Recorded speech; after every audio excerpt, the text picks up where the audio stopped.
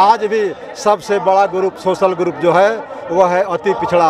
और आज भी न्याय की बात अगर हम करें तो सबसे अनरिप्रेजेंटेड सत्ता और शासन से अगर कोई वर्ग है तो वह है अति पिछड़ा। गन्ना पर थोड़ा सा ये आपत्ति है, लेकिन इस गन्ना को भी अगर हम माने तो सबसे बड़ा ग्रुप अति पिछड़ा ही है।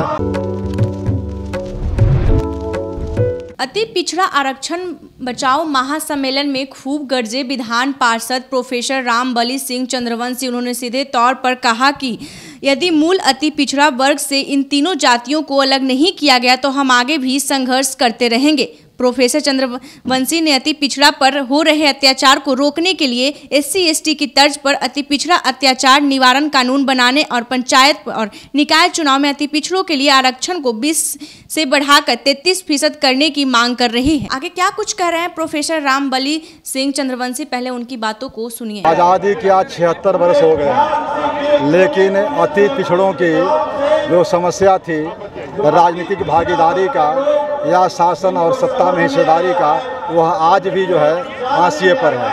और सचमुच में कर्पूरी ठाकुर के बाद इन वर्गों को रहनुमाई करने के लिए कोई नेता सामने नहीं आया ईमानदारी से। इसीलिए हम लोगों ने अति पिछड़ा आरक्षण बचाओ संघर्ष मोर्चा के तहत जो हकमारी हुई थी आज से 8 साल पहले, उस हकमारी के खिलाफ और तेली तमोली दांगी को अति पिछड़ा मूल अति पिछड़ा से अलग करने सहित जो अन्य 4 सूत्री मांग है, उस मांगों के समर्थन में हम लोग वहाँ कर्पूरी ग्राम से, यानी जो जननायक कर्पूरी ठाकुर की जन्मस्थली है कर्पूरी ग्राम, वहाँ से पदयात्रा का शुभारंभ किया और वहाँ से पैदल चलते हुए आज हम लोग 7 अक्टूबर को पटना के मिलर स्कूल मैदान में समापन किया। समापन के अवसर पर आरक्षण बचाओ सम्मेलन का आयोजन हुआ और सम्मेलन के माध्यम से हम लोगों ने लोगों को आगाह किया कि आप जाग जाओ, आपकी लड़ाई लड़ने के लिए हम और हमारे ऐसे कई योद्धा तैयार हो गए हैं। इसलिए आज अब आपको हाथ पर हाथ धरे बैठे रहने का समय नहीं है। आज भी सबसे बड़ा ग्रुप सोशल ग्रुप जो है वह है अति पिछड़ा। और आज भी न्याय की बात अगर हम करें तो सबसे अनरिप्रेजेंटेड सत्ता और शासन से अगर कोई वर्ग है तो वह है अति पिछड़ा। इसलिए अति पिछड़ा को सत्ता और शासन में निश्चित रूप से अगर इस गन्ना को भी हम सही माने, जबकि कि मुझे गन्ना पर थोड़ा सा ये आपत्ति है, लेकिन इस गन्ना को भी अगर हम माने तो सबसे बड़ा ग्रुप अति पिछड़ा ही है।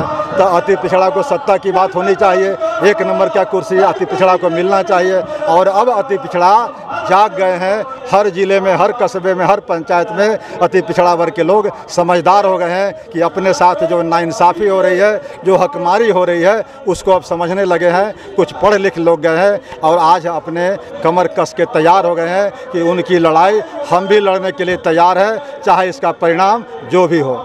जातीय जनगणना में खामियां की बात आ रही है, कई समाज हैं जो लगातार इस बात को उठा रहे हैं, आप क्या मानते हैं? कई समाजों ने आक्रोश व्यक्त किया है। मैंने भी कहा है कि अगर जातीय गणना में कोई घालमेल नहीं है तो सरकार बूथ वार्ड वाइज इसकी जो है सूची प्रकाशित करे।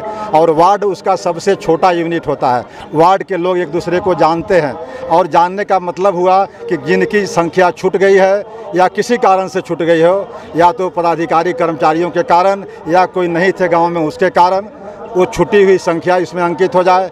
या फिर जिनको ऑफिस में बैठ करके मैनिपुलेशन हो गया है, संख्या अचानक बढ़ा दी गई है, उनको भी पोल खुल जाएगी और जो संख्या का जो संशोधन होगा उस संख्या का जो है वो प्रकाशित करके लोगों के बीच में लाए। इतना हड़बड़ी की क्या ज़रूरत है?